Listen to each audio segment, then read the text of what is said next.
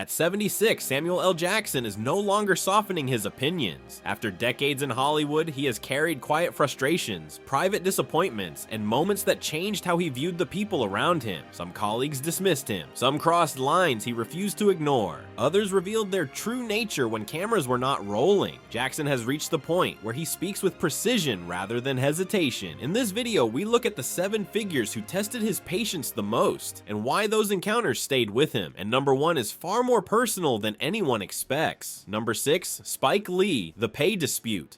To the world, Spike Lee and Samuel L. Jackson were a defining partnership of late 20th century cinema. To Jackson, the truth was quieter. Their break began not with anger, but with principle. The offer for Malcolm X came in at what he called scale plus 10, the smallest amount allowed by guild rules. Jackson turned it down, not to provoke, not to punish. He believed his work had earned more than the minimum. That single decision created a distance that would last for years. Lee had been part of Jackson's rise. Born in Washington in 1948 and raised in Tennessee, Jackson built his early reputation through theater before entering film. Roles in School Days, Do the Right Thing, and Jungle Fever helped define a generation of black storytelling. When the Malcolm X audition came, Jackson expected fair recognition for what he had already contributed. Instead, the offer suggested that his value remained unchanged. For him, the number was a message. The fracture became clear in a single moment. Jackson's agent delivered the refusal. Lee had expected Jackson to call him personally. The silence felt like a shift. Lee later said, "I thought we had a relationship. I thought wrong." That line carried more weight than the pay itself. Jackson heard something different, a refusal to negotiate on respect. In his words, "I am not going to work for scale plus 10. The scene that defined their break was not a confrontation on set, but a phone call that never happened. One man waited, the other stayed silent. It was a small act with a long shadow. After that missed conversation, their paths moved apart. Jackson accepted White Sands. Lee continued with his own circle. The absence of collaboration became its own answer. The consequences were subtle. They did not argue in public. They did not trade accusations. They simply stepped away. When they finally reunited for Oldboy in 2013, the connection was professional rather than personal. On set, they worked. Off set, they kept to themselves. Their wives remained friendly while the men maintained distance. Now the next name brings a different question, one centered on identity, authenticity, and who carries the weight of certain stories.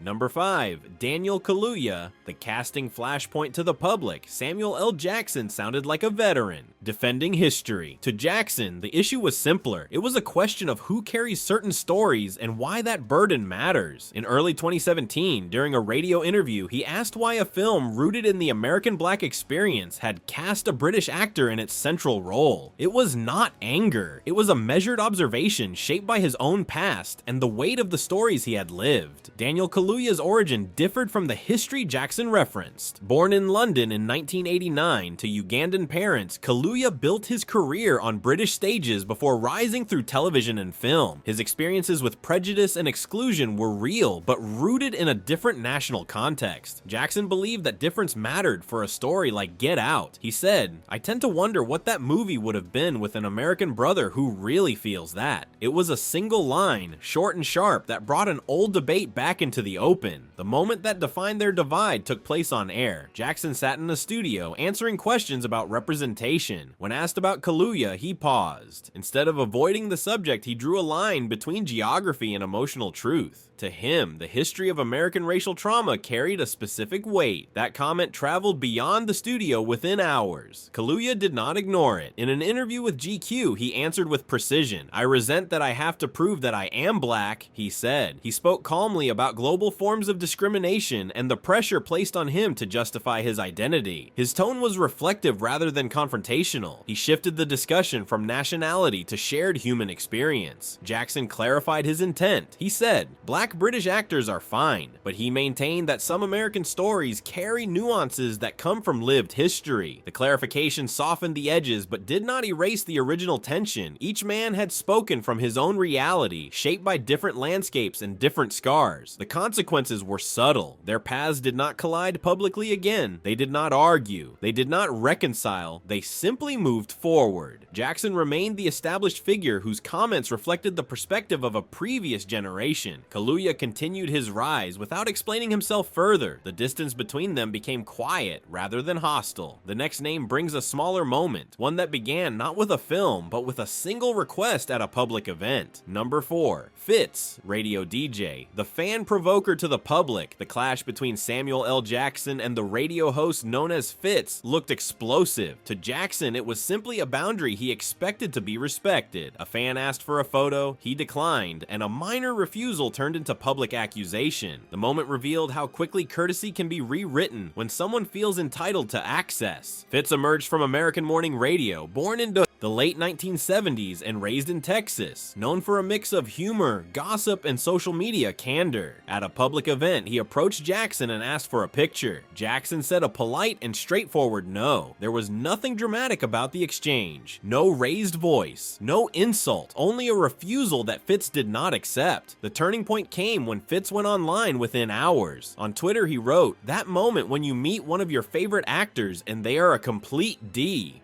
What an arrogant punk, right? A Samuel Jackson? It was a public accusation framed as disappointment but delivered as an attack. Jackson saw the post and chose not to respond immediately. He waited 2 days before answering. When he did respond, he used a short line that cut directly through the story Fitz had created. "I refused the photo politely. A follow Fitz, then you spazzed out. Learn to say please and F you." He followed with another sharp correction, quoting Fitz's own complaints. "Aw, come on, I am a big fan. I watch all your movies, but not anymore." Then Jackson asked the question that reset the dynamic. "Do you see please anywhere in that exchange?" It was calm, factual, and unwilling to let the accusation stand. Fitz posted a video next, claiming he had been heartbroken and insulted. He tried to turn the exchange into a lesson about fan treatment. Jackson watched the video and replied once more, measured and settled.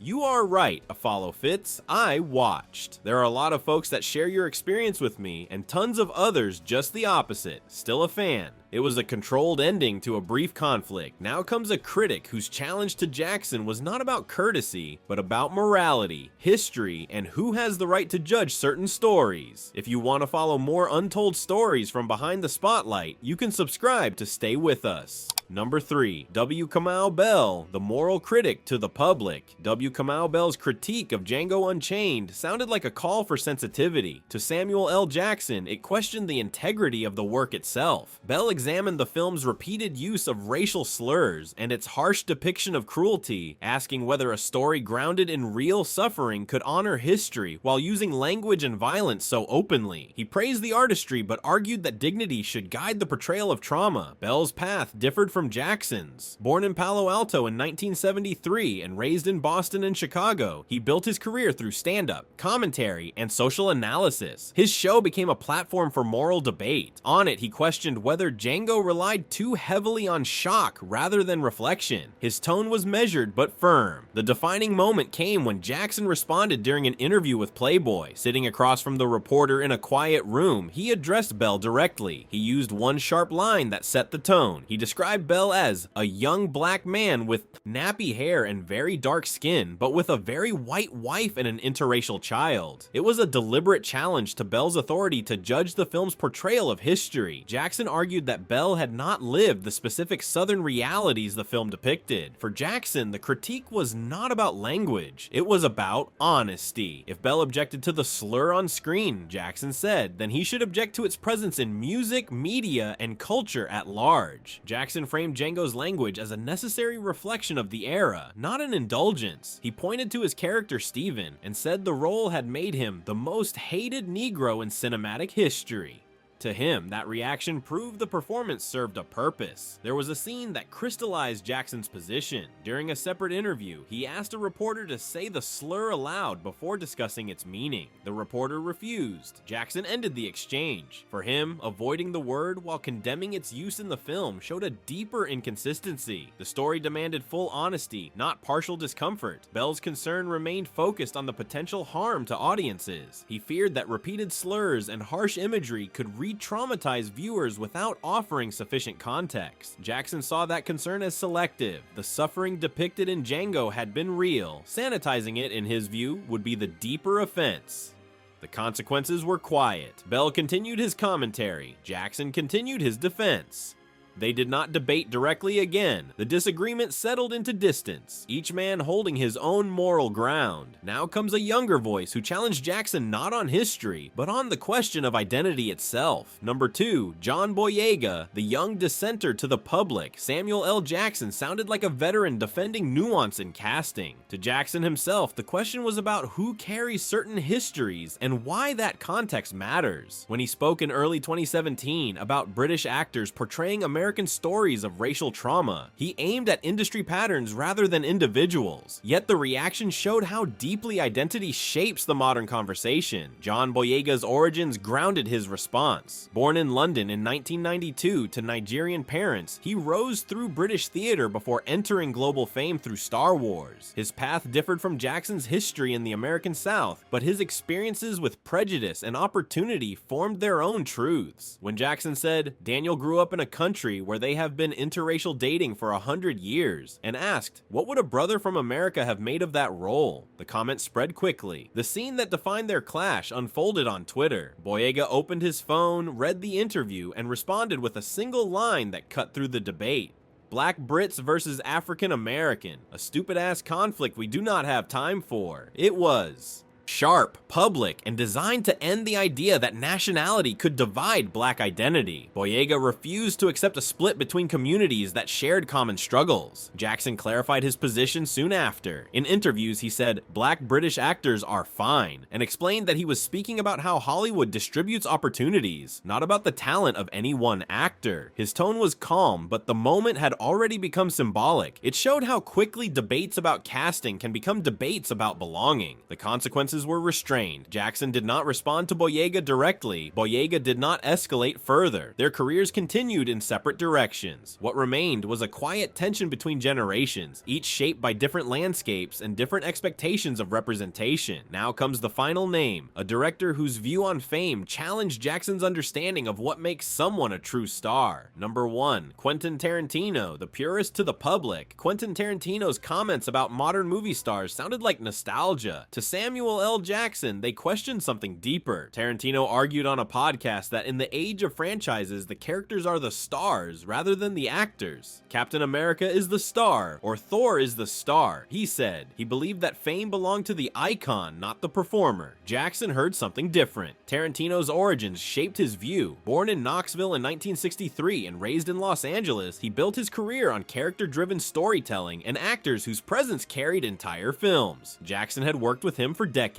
Their partnership made careers and shaped cinema. So when Tarantino dismissed franchise actors as no longer true stars, Jackson took the claim personally. The defining scene took place on The View on November 29, 2022. Jackson sat at the table listening to the question. When he answered, his tone was calm but sharpened by conviction. "It takes an actor to be those particular characters," he said. Then he added, "The sign of movie stardom has always been what? Asses in seats." It was a short line that reframed the entire argument. He followed with a single example that could not be ignored. Chadwick Boseman is Black Panther. You cannot refute that, and he is a movie star. For Jackson, the point was about respect. Actors and franchises commit fully to their roles. They bring emotional weight to stories that reach global audiences. To dismiss them as interchangeable was, in his view, a misunderstanding of craft and legacy. Tarantino saw the era as diluted. Jackson saw it as evolving. The consequences were quiet. They continued to work in the same industry without public friction. Their disagreement remained philosophical, rooted in different eras of filmmaking. Jackson defended the present, Tarantino defended the past. Neither man shifted his stance.